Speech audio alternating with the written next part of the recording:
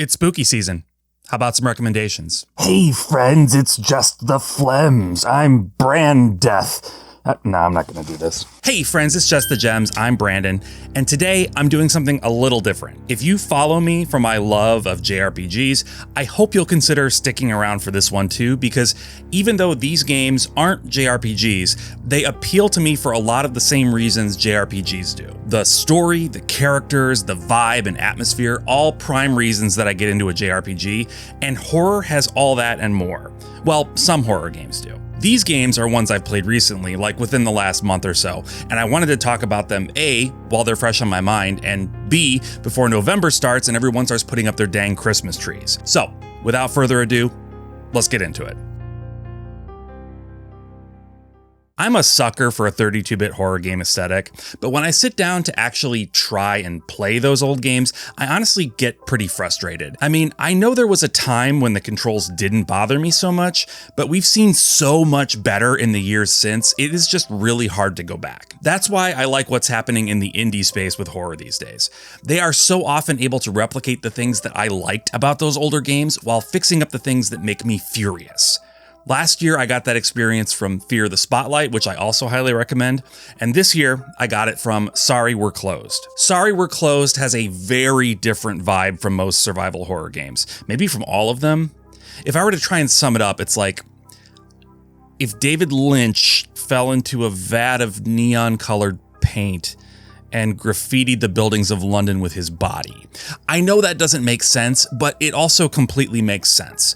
This game is full of style. That style might not be your style, and to be honest, it's not exactly mine either, but I can appreciate spending time in someone else's world for a while from time to time, and this is a very bizarre world that I was very happy to spend time in. Let me give you a quick rundown of what this is, because I have a feeling the gameplay footage isn't really answering any questions you might have. Sorry We're Closed is about Michelle, a girl who works in a convenience store and who one night finds herself the victim of a curse. Some nasty demon has taken an interest in her, and now she's been cursed with the third eye. Fortunately, a good friend of hers happens to be a demon in disguise, so she's got some help in sorting everything out. Over the course of just a few nights, she needs to figure out what she needs to do to free herself from the curse before she ends up tortured forever in the thing's nasty demonic hotel. Funny enough, explaining it all like that makes the story seem downright normal, at least compared to what it feels like playing it. This is an incredibly fun and cool and stylish game, and like I suggested, it's deeply, deeply weird. The David Lynch comparison is apt, I think, but not in a way that's directly reminiscent of any of his films in particular. It's the feeling, the sort of otherworldliness of things, even the things that take place in the very much real world. Michelle's block is populated by a bunch of cool and quirky characters, and interacting with them can lead you down some different paths. You have the opportunity to align yourself with different characters at different times, and they'll give you tasks to complete that will help them, help you, or sometimes even help you both. The main meat of the game, though, is in the survival horror levels. Just like in the old school games, you'll find yourself in a demonic version of different places, where Michelle has to move from room to room, searching for ammo and health items, and shooting at horrible demon monster things. What makes Michelle a unique protagonist in this sort of Silent Hill-y situation is her third eye. By pressing a button, you can open up a window into the real world. The area surrounding Michelle turns into the non-demony version, which you'll need to do frequently to solve puzzles. But beyond just puzzle solving, the third eye actually plays really heavily into the combat. So you can just shoot monsters like in any game if you want. You hold down the left trigger to enter aiming mode, at which point the game drops the fixed camera angles you use to walk around in favor of a first-person camera. You aim and shoot. Bang bang, monsters die, hooray. But that's not very efficient. It'll take a lot of shots to take a monster down that way. The better way to handle it is to use your third eye. When a monster steps into the radius of your third eye, it will expose their heart.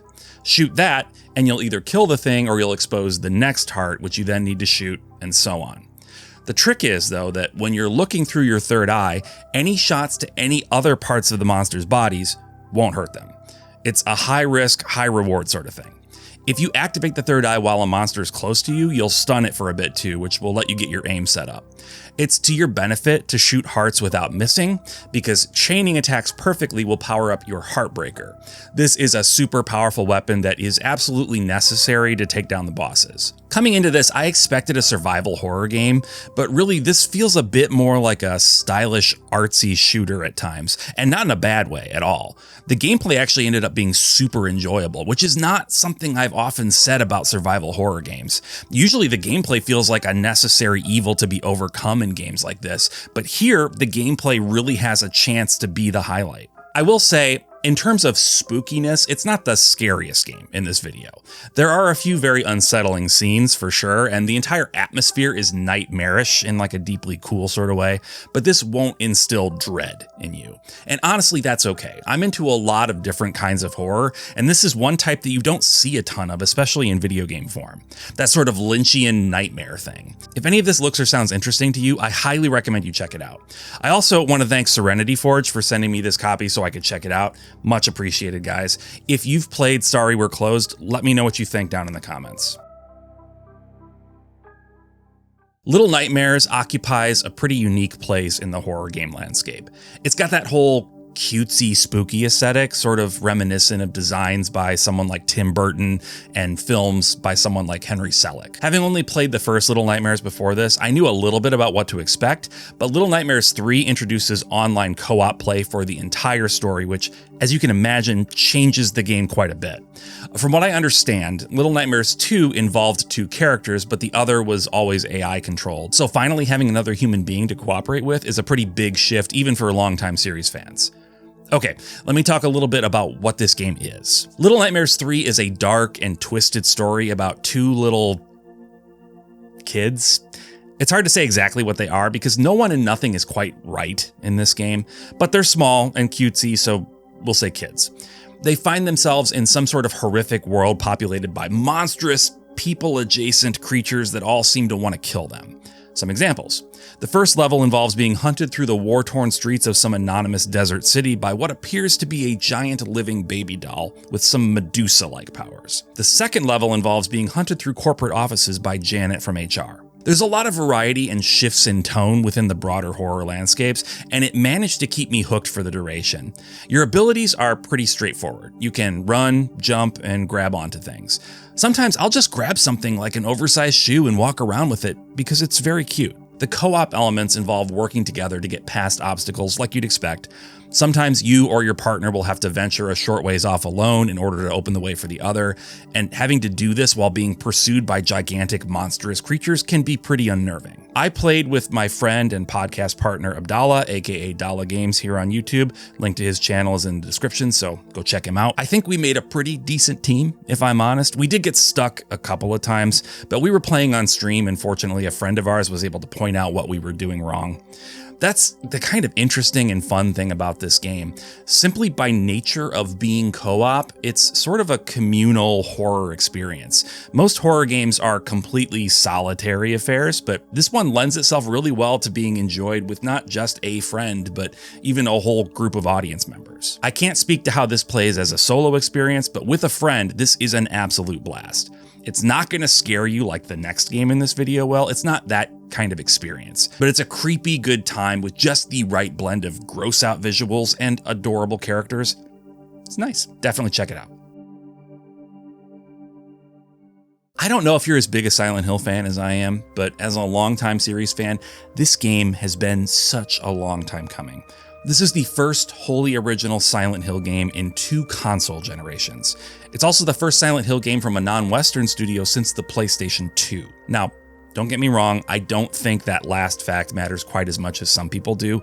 Great Japanese-style horror can come out of a Western studio. Bloober Team did such an amazing job with the Silent Hill 2 remake that I think it should put that old argument to bed for good. But Silent Hill F is a truly different sort of horror experience, not just from previous Silent Hill games, but from what we would traditionally think of as Silent Hill altogether.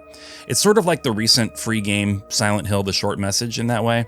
It's Silent Hill, you can definitely see the DNA roiling around in there, but it still manages to feel so different from everything we've traditionally considered Silent Hill. I know The Short Message had pretty iffy reviews from a lot of fans. I personally thought it was great, and I mean, It was free too, so maybe calm your tushies a little bit, guys. But Silent Hill F manages to bring a much fuller experience to the table, and I suspect if you like horror games, you'll be eating good with this one. So Silent Hill F follows Hinako, a girl living in what definitely sounds like an at least somewhat abusive home, who suddenly finds herself trapped with her friends in her small rural Japanese town by flowers. It's not clear right away exactly what's going on, but there don't seem to be any adults around, and the whole village is being encroached upon by beautiful blooms that are pretty deadly. Aside from the deadly flowers, there are also a bunch of nasty monsters everywhere in true Silent Hill style. And also in true Silent Hill style, Hinako finds herself splitting her time between what at least appears to be her own real world and a sort of dark dream world. It's interesting. The Silent Hill games have typically had the dark otherworld sort of take over the real world from time to time, so you're exploring messed up versions of the world you normally exist in. But Silent Hill F takes a different approach. Whenever Hinako falls unconscious, whether from a blow to the head or just taking a nap, she wakes up in this dark dream where a fox-masked guy is leading her through shrines and making her do horrible things to people she ostensibly loves. It all really does feel like a dream too, and the character really reacts in what I'd consider an appropriate way to most of the horrors she encounters in it. There are monsters there too, and a bunch of warnings that, hey, maybe that fox-faced dude isn't everything he says he is. Maybe don't just randomly trust the first person you meet who's wearing a fox mask. In either world, combat is a big focus of the game, for better or worse. In my opinion, I'd honestly probably say for worse. It's not that a combat-focused horror game will automatically suffer by nature of it being combat-focused, but Silent Hill F commits the cardinal sin of video games by having breakable weapons. Seriously. It's the year 2025. Why are developers still implementing breakable weapons into their video games? Who likes this? I get why they do it. They think it increases tension or whatever, but it doesn't really do that. It just increases my irritation. But as much as I hate the whole weapon breaking thing, I'll admit it didn't do much to make me like the game less. It's just a beautiful, haunting, horrific experience of a game, and it makes me even more optimistic for the future of the series. Silent Hill is definitely back, and it's about time. Okay, this isn't a full game yet, but I wanted to talk about this a bit because holy crap, you guys. So rarely has a horror game come along that is just so absolutely my thing. The Fractured Blooms demo is out on Steam right now, and if you're at all interested in this sort of thing, you should go play it right now. Pause the video, go play it, and then come back and we'll talk about it. Okay, Fractured Blooms is a game about Angie, a girl who's living alone in this big old house and who spends every day tending her garden. You have a stamina meter, and doing certain tasks depletes it. The only way to get more stamina is to get a good night's sleep, but certain things in Angie's home make that difficult. As you walk around and perform tasks, you get narration from within Angie's mind. At least I assume that's where it's coming from, though there are some strange things that happen that might make you think it's a bit more complicated than just that. One thing I love is that the voice is clearly being provided by an actual, kid. I've always found it strange how most anime and video games never cast actual children to play children.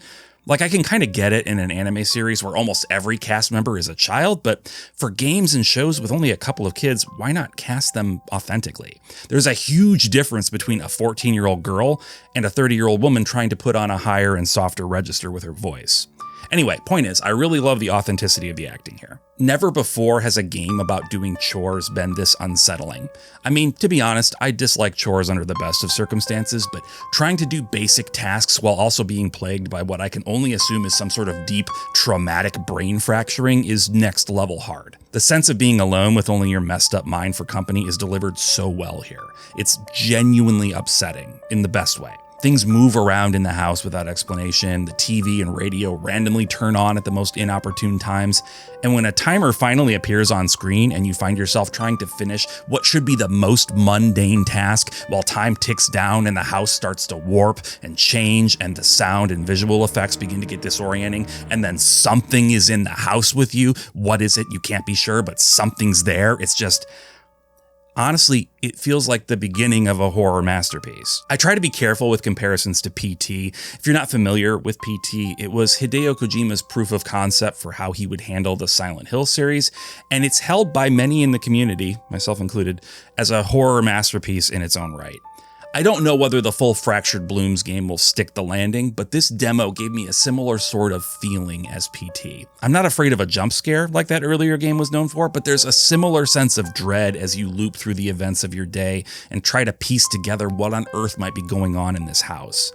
I am so incredibly excited for this game. No real idea when it's launching. I assume 2026, and I really hope that's the case. If you check it out, let me know what you think. Anyway, that's all. Hope you enjoyed the spooky detour, and I hope you're all having a good fall, if you're in the Northern Hemisphere like me anyway. Thanks so much for watching, and thanks to everyone who has subscribed to this channel, seriously. And a big extra special thanks to my channel members. I really appreciate you guys so much. If you're in the mood for JRPG podcasts, check out mine. It's called the JRPG Pursuit, and we hit on new JRPG-related topics every single Wednesday. Link is in the description. So with all that said, have a spooky week, and until next time, bye.